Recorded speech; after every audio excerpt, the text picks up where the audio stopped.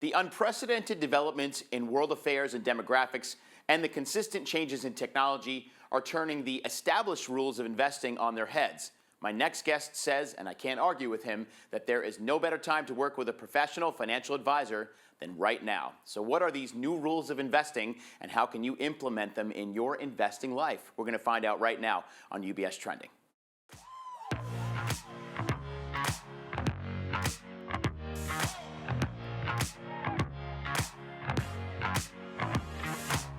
Hi, everybody, and thank you so much for joining us for this episode of UBS Trending. I'm Anthony Pastore. Thanks for being with us today.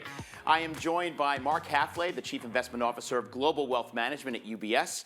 Mark, really nice to have you in the studio. Don't get you in here enough, but great to have you here. So I wanted to talk to you because, you obviously in your role have established a lot of what we call the rules of investing, which we'll get to where that comes from in a moment.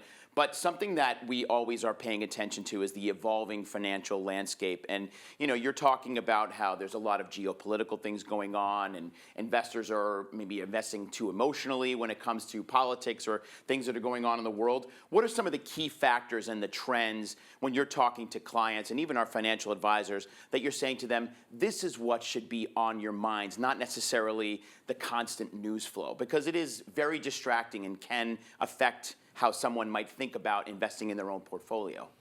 Yeah, well, I think increasingly over the past couple of years, when I talk to clients, a lot of them just start from kind of a position of bewilderment or fear even about, geopolitics or wars going on and things. And so what we found to be very effective in talking to clients is just trying to organize all the different things that people are worried about into, say, we call them the 5Ds, deglobalization, debt, demographics, digitization, and decarbonization. And these are kind of the big problems that governments and people are working on. And so just trying to break it down and deal with these individually has helped a lot of clients kind of re-engage with their portfolios in a more constructive way with less fear. Yeah.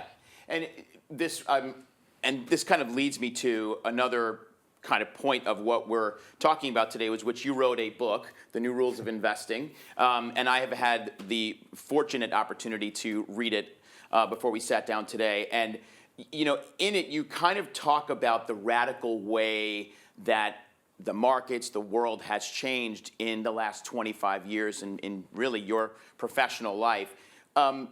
And why investors should maybe rethink their approach, as you call it, the new rules of investing.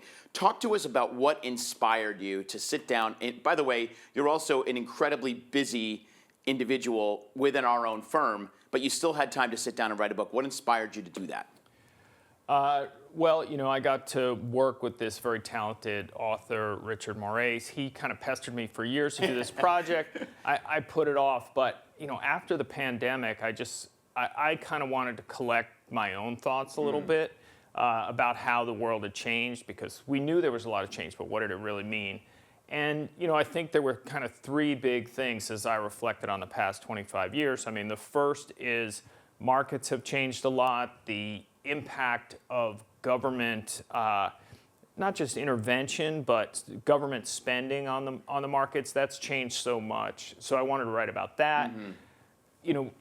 When I was in college, there was no behavioral finance like we know it today, so I didn't study that, but I learned that talking to clients. People just don't act like the equations in textbooks, and so if you want to have impact on real people, you need a different approach. So I wanted to talk about that. And then the third big trend, our clients are just so inspiring about how sometimes after they've made their money, they say kind of, what's next and how can I both make more money, do well in my portfolio, but also do good for society? And so we had a lot of examples talking to a lot of clients, and that's in there to kind of inspire people, but also rethink what they want to do with this wealth that they have. Yeah, I've always been fascinated by the concept of behavioral investing. We've been talking about it for a number of years now, and there are courses now being taught in schools, which you said that didn't exist 10, 15 years ago, and that is a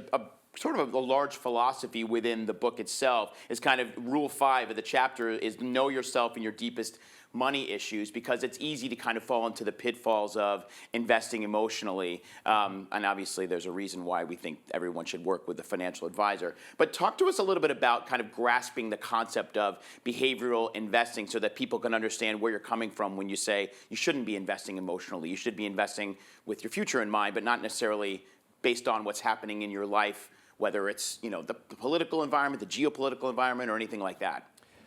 Yeah, I mean, I think there's two ways of looking at this. One is you read the books on behavioral finance, and we know from the data that clients who follow our asset allocations and rebalance their portfolios, they outperform the majority of clients who do things on their own, because there's lots of data that shows people, you can give them the best fund in the world, but they won't get that performance because they buy it high and they sell it low, and there's an emotional component to it. But the organic way that I came into this and really wanted to get into the book is just kind of stories, things from my own life. Like when inflation started to pick up and I was explaining to somebody younger in the team, like, you've not had inflation in your life, but let me tell you a story about when I was a kid and my dad just flipped out at the gas pump that gas was 76 cents a gallon. Yeah. And it just started coming back to me, like these things from, my childhood about money. And I said, hang on a second. I'm seeing this in my own life. I've talked to billionaires who bring up these incidents from their childhood and what an impact it has on them. And so how do we bring that, on the table, into the conversation, and deal with it appropriately? Yeah. And one of the things that you kind of mentioned Warren Buffett in the book, which many of us know he's the billionaire investor, and you say a primary reason none of us will ever become Warren Buffett is because we harbor money-related emotions that unconsciously rule our investment decisions. And that kind of leads to the Wealth Way strategy that we've developed here at UBS, which looks at sort of you call them the 3 L's of investing: longevity, legacy, and liquidity. So get into the idea of Wealth Way, and it's mentioned quite a lot in the book, and how we as a firm see that as the optimal way to invest for your future, your family's futures, et cetera. Yeah, look, the Wealth Way is in there because it just works. Right, Like it just exactly. works with clients. Like, and I've seen it in my own life with my own family. When I first ran into it, I was like, this makes no sense. Money is fungible. I don't need this. But in working with people, it's so much easier to say, look, you need to have set aside this liquidity for your bills and your concerns over the next 3 years. And that just flips a switch for people, because once they have that security, then they're able to look at dips in the market from a different perspective. They say, actually, this is an opportunity. They're not fearful about it. And so I've seen that profound change in working with clients. And, this book is a little bit like, what is wealth management? What's it like behind the curtain, and Swiss bankers? What is that all? And I wanted to unpack that a little bit and make it less mysterious. Yeah, and you, by the way, and I just said this to you before we began, what I really like about the book that I've read is that it speaks in a language that I think people will understand who might not be sitting in our industry, for the average investor, so they can kind of understand what the wealth management philosophies are and what you've seen in your long and very successful career that's working and not working for clients. And by the way, the other thing you also espouse is working with a financial advisor, as we all do, because no one should be going this alone. There's too much emotion at stake. Have the advisor who takes the emotion out, then use for example, Wealth Way approach to make sure you have what you need. Yeah, I mean, I never took it when I was growing up as you must work with a financial advisor, but I pose it as a question that the book tries to answer. Why would somebody work with an advisor? And I think that's very hard. It seems like it's very hard for our business to articulate sometimes, but I hope I got a little closer to it. Excellent. By the way, it's received a number of really positive accolades so far, one of them being a very good friend of ours here in the studio, David Rubenstein, the co-founder and co-chairman of Carlyle Group. And he said something about how you keep it very simple, which I think is very, very special about the book. So as we're wrapping up, what is it that you hope that readers will take away from reading The New Rules of Investing? Well, I hope there's kind of something in there for everybody, because there are three parts in the sense, like, what does it take to make money in the markets? What does it take to keep money in the markets? And then once you have the money, what are some things that our top clients, our most inspired, smartest, engaged clients are doing with the money that really enriches their life and creates wealth in all its forms? Congratulations.